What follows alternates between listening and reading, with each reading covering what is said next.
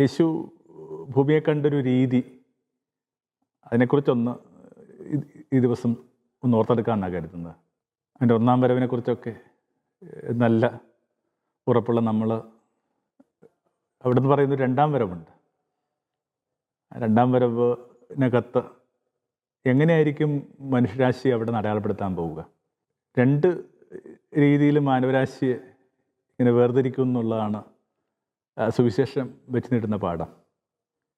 ശേഷം മാത്യു 25-ാമത്തെ അധ്യായത്തിലൊക്കെ നമ്മൾ വായിച്ചു കേൾക്കുന്ന ആ ഒരു ഭാഗമുണ്ട്. ദൂതന്മാരുടെ അകമ്പടിയോടുകൂടി അവിടെ നിന്ന് വീണ്ടും വരുമ്പോൾ മാനവരാശിയെ ഇങ്ങനെ ഇടതും വലതും നിർത്തും.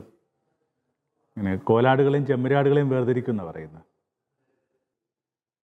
ആടെന്നൊക്കെ പൊതുവെ പറയുമ്പോഴും ഇവ തമ്മിൽ കാര്യമായ ഒരു പൊരുത്തമില്ല. വേദപുസ്തകത്തിലുടനീളം പറയുന്ന ഇടയനായിട്ട് ബന്ധപ്പെട്ട സങ്കല്പങ്ങളിലൊക്കെ പറയുന്നത് കോലാടിൻ്റെ കഥയല്ല, ചെമ്മരിയാടിൻ്റെ കഥയാണ്.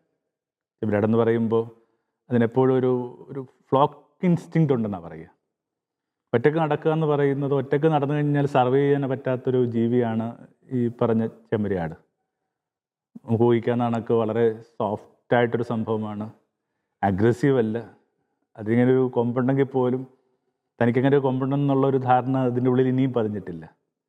എന്തൊക്കെയാണ് നമ്മൾ ഈ ചെമ്മരിയാടിനെ കുറിച്ച് പറയുന്നത്, അതിൻ്റെ ഒരു എക്സാക്റ്റ് ആ ഒരു പോളാർ ഡിഫറെൻ്റ് ആയിട്ടുള്ളൊരു സംഭവമാണ് ഈ കോലാടെന്ന് പറയുന്നത്. ആടെന്ന് പറയുന്നത് മാത്രമേ ഉള്ളൂ. രണ്ടും വളരെയേറെ വ്യത്യാസം ഉള്ളൊരു ഘടകമാണ്. ഇത് വളരെ അഗ്രസീവാണ്, ഒറ്റയ്ക്ക് നടക്കുക എന്നുള്ളതിൻ്റെ രീതി ഭയങ്കര അഡ്വഞ്ചറസ് എന്നൊക്കെ വിശേഷിപ്പിക്കാവുന്ന വിധത്തിൽ ഈ ചെങ്കുത്തായ പാറകളുടെ മുകളിലൊക്കെ വരെ കയറുന്നതും മരത്തിലൊക്കെ വരെ കയറുന്നതുമായ ആടുകളെയൊക്കെ നമ്മൾ കണ്ടിട്ടുണ്ടാവും. ഈ മനുഷ്യരാശി രണ്ടായിട്ട് വേർതിരിക്കുമ്പോൾ എന്തായിരിക്കണം ഇതിൻ്റെ പ്രധാനപ്പെട്ട മാനദണ്ഡം? നിങ്ങൾ സ്നേഹത്തിൽ വിഭജിക്കപ്പെടും എന്നുള്ളത് തന്നെയാണ് പ്രധാനപ്പെട്ടത്. ദൈവത്തിൻ്റെ ഒരു സായന്തനത്തിൽ നമ്മൾ വിധിക്കാൻ പോകുന്ന സ്നേഹമായിരിക്കും. രണ്ട് തരം മനുഷ്യരേ ഉള്ളൂ. നിങ്ങൾ സ്നേഹത്തിൻ്റെ മനുഷ്യനാണോ അല്ലയോ? നിങ്ങൾ ചെയ്ത മനുഷ്യനാണോ ചെയ്യാത്ത മനുഷ്യനാണോ? കാരണം ഒരു ജീവിതത്തിനകത്ത് തൻ്റെ ലോകത്തെ ഭേദപ്പെടുത്താനായിട്ട് നിങ്ങൾ എന്ത് ചെയ്യുന്നുള്ള ചോദ്യത്തിലാണ് ഈ മുഴുവൻ കാര്യങ്ങൾ അവസാനിക്കുന്നത്. അപ്പോൾ എനിക്ക് തന്നെയാണ് ചെയ്തത്. ഞാൻ പലപ്പോഴും ഊഹിക്കാറുണ്ട്, ഈ ദരിദ്രർക്ക് വേണ്ടി ഇങ്ങനെ വക്കീൽ പണി ഏർപ്പെട്ട ഒരാളുടെ പേരാണ് യേശു എന്ന് പറയുന്നത്. അഡ്വക്കേറ്റ് എന്ന് പറഞ്ഞൊരു വാക്ക് നമ്മൾ പലപ്പോഴും വേദപുസ്തകത്തിൽ കാണുന്നുണ്ട്.